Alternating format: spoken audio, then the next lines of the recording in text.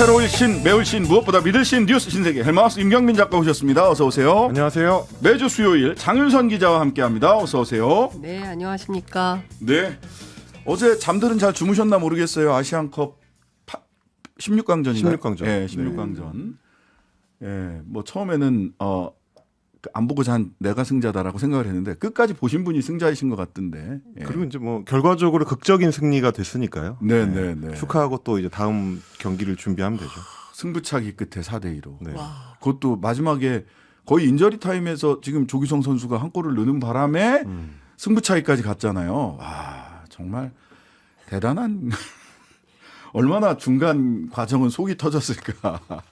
추가 시간 8분 34초에 조규성 선수가 그렇게 욕을 먹다가 지금은 간판 스타로 갑자기 다시 등극을. 제작진이 더 대단한 것 같습니다. 이렇게 실시간으로 쫙. 예, 바로바로 알려주셔가지고. 종료 1분 30초 남기고 골을 넣었다. 자, 기분 좋게 네. 오늘 하루 잘 보내셨으리라 믿고요. 오늘 이재명 대표가 신년 기자회견했습니다. 원래 살인 미수 피습 받기 전에 하려고 했다가 네. 연기가 돼서 지금 1월을 지나기 전에 하는 게 좋겠다 해서 어제 했는데 주요 내용 좀 정리해 주시죠. 네, 오늘 국회 사랑제에서 신년 기자회견 열었고요. 지금 이제 대통령은 결국 이제 신년 기자회견을 하지 않고 넘어가는 분위기이기 때문에 아무래도 야당 대표, 제1야당 대표의 신년 기자회견이 좀 주목을 받을 수밖에 없었습니다. 전에도 이미 알려지긴 했지만 151석을 이번 총선의 목표로 다시 한번 강조를 했고요. 대한민국이 현재 4대 위기에 처해 있다. 그 이제 4대 위기는 민생과 전쟁 위기, 그리고 저출생과 민주주의 위기라는 네 가지 측면입니다. 한반도 평화 위기를 지금 극복하기 위해서는 남북 간의 한 라인과 북방 외교를 되살려야 한다. 뭐 이런 대안을 제시를 했고요. 저출생 문제 해결책으로는 보편적 출생 지원 원칙에 기초해서 분할 목돈 지원 방식, 그러니까 소위 이제 헝가리 해법이라고 하는데요. 네. 이제 결혼을 하게 되면 이제 목돈을 대출을 받은 뒤에 자녀를 출산할 때마다 원리금을 이제 깎아주고 3자자 이상이 되면 원리금을 갚지 않아도 되는 네. 이런 방식의 이제 출생 기본소득이라고 칭했습니다. 요게 그러니까 나경원 전 저출산 고령사회위원회 부위원장이 얘기를 했다가 그렇습니다. 네. 예, 잘렸어요. 자리를 보존하지 못했던 그 방안이네요. 네. 그렇습니다. 우리 같은 경우 이제 그 헝가리는 3억 원을 지원을 하는데 우리는 일단 1억 원으로 시작해 보자라는 게 이재명 대표의 제안이고, 그리고 이제 필요하다면 대학 등록금을 포함한 교육비 일체에 대해서도 그러니까 과다하다 싶을 정도로 보편적인 지원책이 필요하다. 뭐 이런 얘기를 했습니다. 그러면서 이런 위기를 극복하는 데 힘을 써야 될 정부가 지난 2년 동안 정적 죽이기에만 올인을 했다. 이렇게 규정을 하면서 이번 총선에서 반드시 승리해서 윤석열 정부가 불러온 국정 위기를 극복해내겠다. 이렇게 강조를 했는데 기자들이 일문일답 시간에 굉장히 좀 많은 질문을 쏟아냈습니다. 네네. 특히 한동훈 국민의힘 비대위원장이 운동권 청산을 시대 정신으로 내걸면서 소위 586 심판론을 이번 총선의 이제 중심 의제로 설정을 했는데, 그리고 또 여전히 결론이 안 나오고 있는 선거제, 비례대표제에 관련된 질문도 있었습니다. 둘을 합쳐서 어떻게 답변했는지 들어보시겠습니다. 운동권 청산이니 뭐 자객 공천 이런 얘기들이 있는 것 같은데 사실 지금 청산해야 될 가장 중요한 과제는 검사 독재입니다. 선거제 관련해서 질문을 드리고 싶은데 어떤 쪽으로 기울고 있는지 입장이 궁금합니다. 신중하게 의견을 수렴 중입니다. 길지 않은 시간 안에 이 문제도 허심탄회하게 말씀드리고 대화할 시간이 있을 것입니다. 네.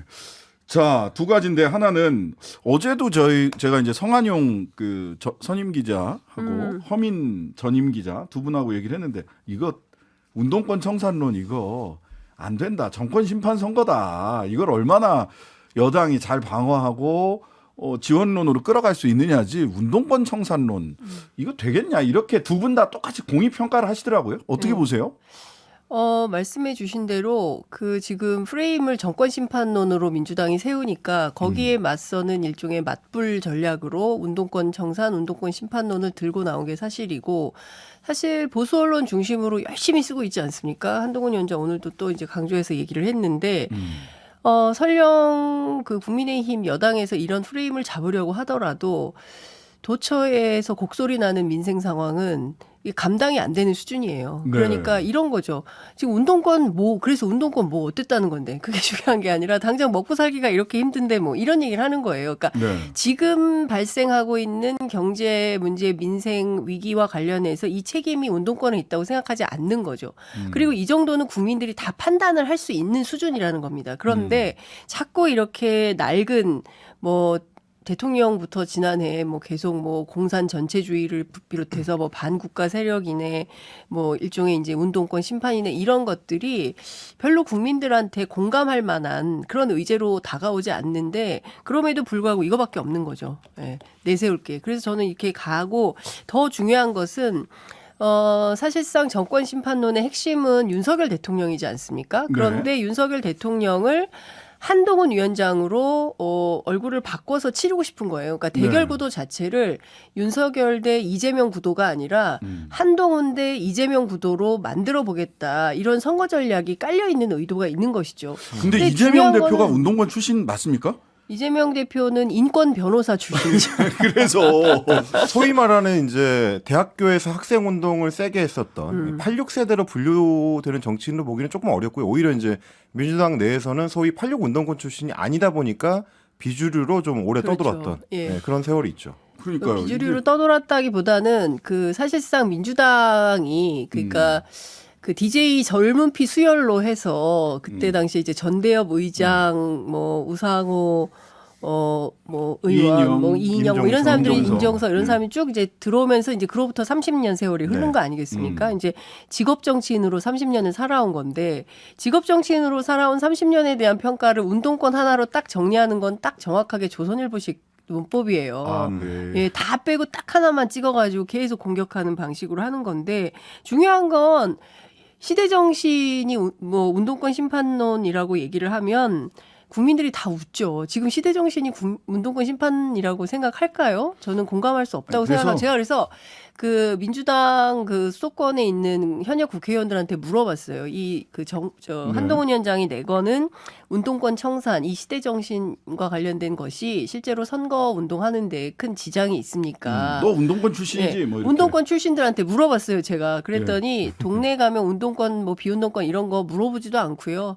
경제 살기 너무 어려운데 이거 어떻게 해결할 거냐, 대안 있냐 이 얘기 제일 많이 물어본다고 합니다. 그러니까 운동권을 청산을 하면 민생이 나아지는지 저출생이 해소가 되는지 여기에 대해서 논리적 연관관계를 국민들이 이해할 수 있게 해주시면 저는 운동권 청산론이라는 것도 하나의 프레임으로 작동을 할 수가 있을 것 같은데 슬로건일 수 있겠으나 지금으로서는 그 부분이 비어 있잖아요. 운동권 청산하면 먹고 사는 게 나아지나요? 살림살이 나아집니까? 예. 그렇죠. 운동권 청산하면 저출생, 남북관계, 외교 좋아지나요? 라는 질문에 한동훈 위원장이 답을 해 주셨으면 좋겠다. 그래야 현실에서 작동하는 하나의 선택의 기준이 되지 않겠느냐 싶은 거죠. 슬로건일 수는 있으나 선거를 좌우할 프레임이 될 수 있겠는가에 대해서는 좀 갸우뚱하다. 좀 추가적인 설명이 필요해 보인다. 부탁드립니다. 설명해 주세요. 예. 자, 그리고 선거제 관련해서 길지 않은 시간 안에 이 문제도 호심탄회하게 말씀드리고 대화할 시간도 있을 것이다. 이게 원래 설 전에는 좀 정리가 되지 않겠느냐 이랬었는데 지금 민주당 내부 분위기 어떻습니까? 장 기자님. 그러니까 제가 시시각각 변화하는 민주당 내부의 사정을 다 전달할 수 없을 만큼 복잡한 것 같은데요. 오늘 제가 만난 그 진성준 의원은 민주당 오랫동안 전략했던 분이고 그동안 본인 스스로 나는 이제 병립주의자라고 얘기를 했어요. 병립형으로 가야 그러셨죠. 된다. 그런데 이 당이 논의하는 전 과정을 보면 지금은 연동형 비례제 플러스 비례연합정당. 그 용해인 의원이 제안을 예, 했던 용해인 의원이 민주당 포함한 그렇죠. 비례연합정당. 민주당이 포함한 뭐 다양한 제 정당 사회단체 세력들이 들어가는 방식의 비례연합정당이 만들어지면 요 정도는 서로 그 양해하고 넘어갈 수 있는 어떤 합의의 선이 되지 않겠냐. 그런 차원이라면 그야말로 반윤전선을 크게 쳐서 민주진보 진영이 세력화해서 함께 선거를 치를 수 있는 준비가 될 수 있겠다라는 판단을 한다는 것인데요. 문제는 이런 생각이 있음에도 불구하고 여전히 주변에서는 병립형 얘기도 나오고 권역별 비례대표제, 권역별 병립형도 나오고 여전히 조금 복잡한 상황이긴 한데 어찌됐든 지도부가 결심을 해서 입장을 밝히면 그걸 가지고 의총에 투표를 붙여서 결론이 나면 무조건 승복하는 방식으로의 어떤 민주주의에 복무해야 된다. 여기까지는 진도가 나간 것 같아요. 그 뭐 당원 총투표 이런 얘기도 정청래 최고위원이 뭐 했었는데 필요하면 할 수 있다고 하는데 그렇게까지 할 필요 있냐 지금 이 와중에 그런 분위기도 있습니다. 의총에서 결정하게 될 가능성이 제일 높아요. 예, 그러니까 지도부가 결단하고 의총이 추인을 할 거냐 말 거냐 네. 이런 수순으로 갈 가능성이 제일 높은 상황인 이제 거죠. 지도부가 예. 결단을 하고 결단한 내용을 놓고 그 의총에서 토론하고. 결정을 토론하고 결정하면 이후에 승복하는 걸로. 자, 국민의힘은 네. 준연동형 제도가 지속될 경우 국민의 미래라는 위성 정당을 만들기로 결정하고 창당 작업에 들어갔네요. 이미 이제 준비 작업을 하고 있다라고 말씀을 드려야 될 것 같은데 저희가 이제 신세계 시간에도 잠깐 소개해드린 적이 있습니다. 이번 주부터 본격적으로 실체화를 할 거다. 그런데 오늘 위성 정당의 이름을 확정을 했습니다. 국민의 미래고요. 그러니까 국민의 힘하고 일종의 쌍이 되는 조합으로 국민의 미래를 확정을 했습니다. 그리고 중앙당을 만들기 위해서 필요한 200여 명의 발기인을 모아서 이 창당을 이제 공식화한다 이렇게 선언을 했고 말씀하신 대로 이제 준연동형 비례대표제 현재 시행되고 있는 제도가 여야 합의가 이루어지지 않을 경우에는 그대로 유지된 채로 이제 총선에 돌입하게 되기 때문에 그럴 경우를 대비해서 미리 위성 정당을 이제 만드는 작업을 해놓겠다라는 얘기고 이건 결국에는 지금 이제 민주당에서 결정을 내리지 못하고 있는 걸 압박하겠다 외부에서 이제 국민의힘을 압박하겠다라는 계산까지도 하고 있는 모양새입니다. 네. 자, 홍익표 원내대표는 이재명 대표는 비례대표로 나가지 않을 것이다. 지역구 후보 면접 봤다면서요? 네, 오늘 어제 한동훈 비대위원장은 이재명 대표 비례대표 길에 나가려고 병리평으로 가려고 하는 거 아니냐라고 그렇게 얘기를 했죠. 했었죠. 네. 그런 얘기를 어제 이제 한동훈 위원장이 했었는데요. 예. 왜냐면 이제 지금 선출 방식 결정을 못 하고 있는 데에 이재명 대표라는 사람만 딱 놓으면 모든 게 해석이 된다. 뭐 이런 게 이제 한동훈 위원장의 주장이었는데 홍익표 민주당 원내대표는 이제 오늘 전혀 사실이 아니고 비례대표로 나가지 않을 것이다 이렇게 일축을 했고요. 아니 그 전에도 이미 이재명 대표는 아니 지역구 나가지 어디 갑니까? 네, 얘기했었죠. 원희룡 전 장관은 왜 자꾸 따라온다고 해요? 참 이상하네. 이렇게 지역구 출마 얘기를 한 지가 벌써 근 한 달 가까이 됐는데 한동훈 비대위원장은 무슨 근거로 비례대표 때문에 이런다. 그러니까 저격을 하는 거죠. 계속 이제 이재명 대표를 놓고 계속 공격을 하는 방식인 거죠. 아니 네. 그럼 본인이 그 근거를 보고 싶은 가지고. 상을 만들어 놓고 하잖아요. 그러니까 말씀하신 대로 이제 민주당은 오늘부터 공천 심사를 위한 이제 정치인들 면접이 그러니까 예비 후보들에 대한 면접이 시작이 됐는데 인천 계양 의뢰 예비 후보인 이재명 대표도 오늘 면접 심사를 받았습니다. 그리고 이제 정치권 일각에서는 계속 누가 어디로 전략 공천 될 수 있다라는 소문들이 떠돌고 있는데 어제 채널A 같은 경우는 유승민 전 의원, 뭐 얼마 전에 이제 공천 신청을 하지 않는다라고 선언을 했었던 그건 이제 전략 공천 가능성을 열어놓은 거 아니냐라는 해석들이 많았는데 유승민 전 의원을 국민의힘 내부에서는 민주당의 안민석 의원 지역구 경기도 오산에 공천할 수도 있다라는 얘기를 이제 보도를 했습니다.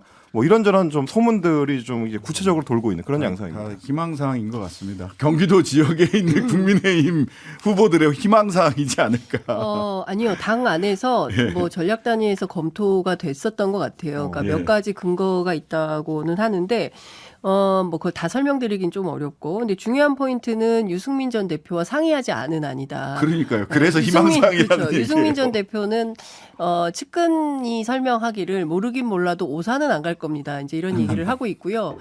그러나 안민석 의원은 어서 오라. 환영한다. 뭐 이런 분위기입니다. 예.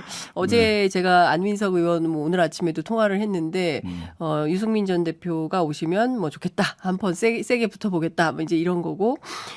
중요한 포인트는 그래서 유승민 전 대표가 국민의힘 안에서 어떤 역할을 할 거냐. 공천 신청을 하지 않았지만 총선 불출마를 선언한 것은 아니기 때문에 거기에 공간이 좀 있는 거예요. 예컨대 네. 당에서 유 대표 어디라도 뭐 출격을 해주세요라고 당부를 한다면 가능성이 아예 없는 것은 아니다라는 주변에 설명이 나오고 있어요. 그러니까 중요한 포인트는 한동훈 위원장 하기 나름이다. 이런 거죠. 근데 이제 또 오늘 유승민 전 의원의 측근 발로 나온 거는 네.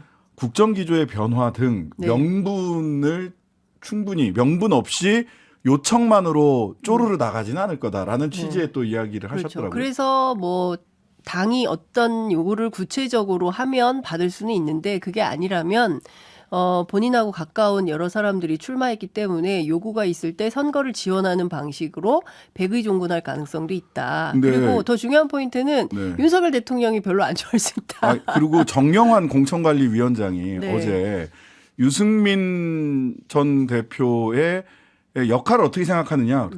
이미 큰 역할을 하셨죠. 네. 출마하지 않는 것으로. 라고 유승민 전 대표를 공천관리위원장이 이렇게 대놓고 저격 내지는 조롱을 하더라고요. 그분도 판사 출신이시고 이렇게 든든한 신성 법조 가족의 일원이시던데 그쪽에 좋지 않다고 생각합니다. 그렇게 그런데 조롱을 해도 되나요? 공천관리위원장이? 근데 저는 이제 국민의힘 사람들 취재해 보면 그런 얘기 되게 많이 해요. 그러니까 유승민이라는 카드를 써야 중도 확장 전략이 가능한 것이고 그게 수도권 선거에 큰 도움이 될 거다. 다만 지금은 분위기가 안 될 텐데 총선이 다가오면 다가올수록 보수 언론을 중심으로 해서 유승민 등판설을 여론으로 만들어낼 가능성이 높다. 그 지점에 출격하면 된다. 이런 얘기를 유승민 대표와 친한 분들이 얘기하고 있습니다. 네, 오늘 고발사주 혐의로 재판받은 손준성 검사 징역 1년 실형에 처해졌습니다. 법정 구속은 도주의 우려가 없으니까 법정 구속은 하지 않겠다라고 해서 실형 1년 판결 나왔네요. 그렇습니다. 잠시 잊고 계신 분들 많으실 것 같아서 잠깐 정리를 해드리자면 2020년에 21대 국회의원 선거가 치러지기 직전에 당시에 제1야당이었던 미래통합당, 지금 이제 국민의힘이죠. 미래통합당의 범민주당 인사들에 대한 고발을 사주했다는 이른바 고발 사주 의혹 사건입니다. 그 당시에 이 실무 작업을 주도했다는 혐의를 받고 있는 게 손준성 검사인데 말씀하신 대로 오늘 1심에서 징역 1년 선고받았고요.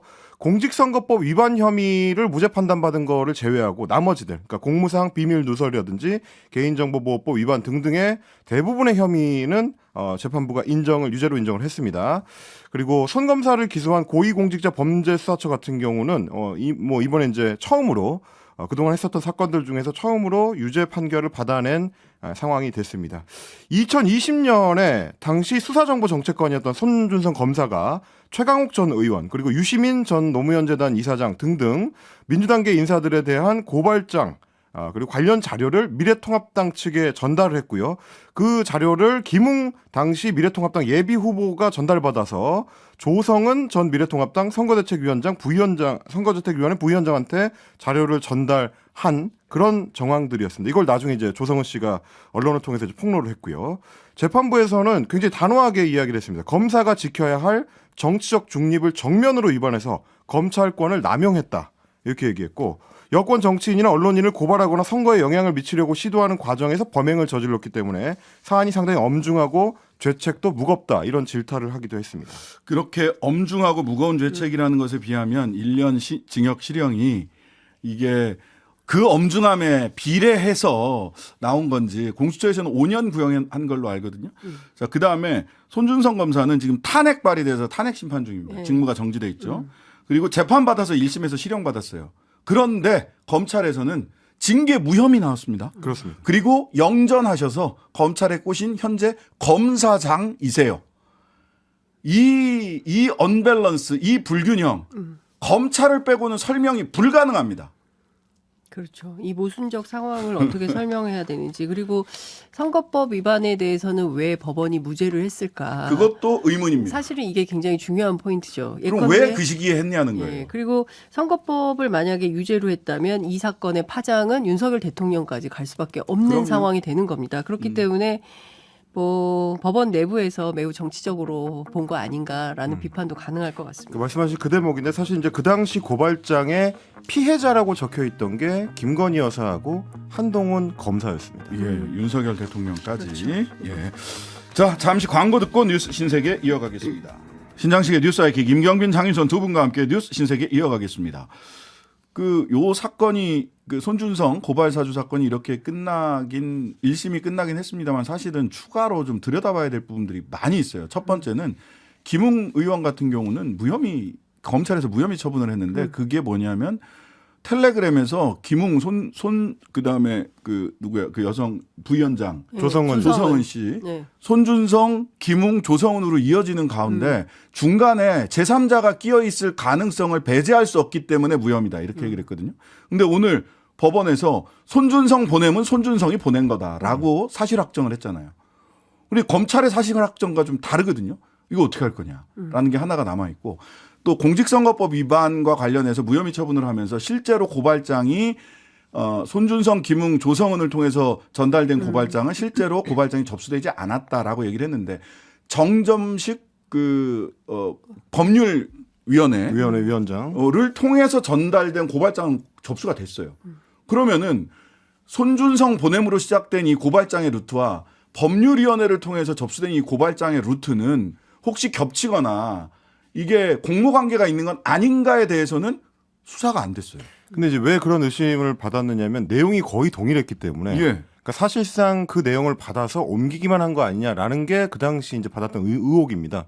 그러니까 이 부분이 좀 명확하게 풀리게 되면 그 고발장이 손준성부터 시작해가지고 결국 접수까지 이루어졌다는 게 되는 거고 그러면 이제 죄책에 있어서 가장 무겁다고 할 수 있는 선거법 위반으로도 이제 문제가 될 수 있는 거거든요. 그렇죠.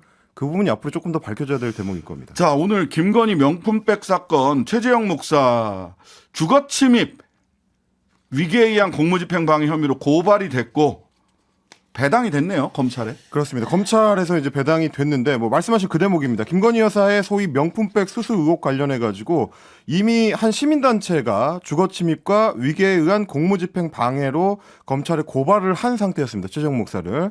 내용 보니까 불법 촬영한 거는 사실 이게 이제 주거 침입을 한 거나 마찬가지고 그리고 대통령실 경호원들의 보안 검색을 뚫고 들어간 거 이거는 위계에 의해서 이제 거짓이나 이제 이런 걸 통해서 공무집행을 방해한 것에 해당한다라는 주장이었습니다.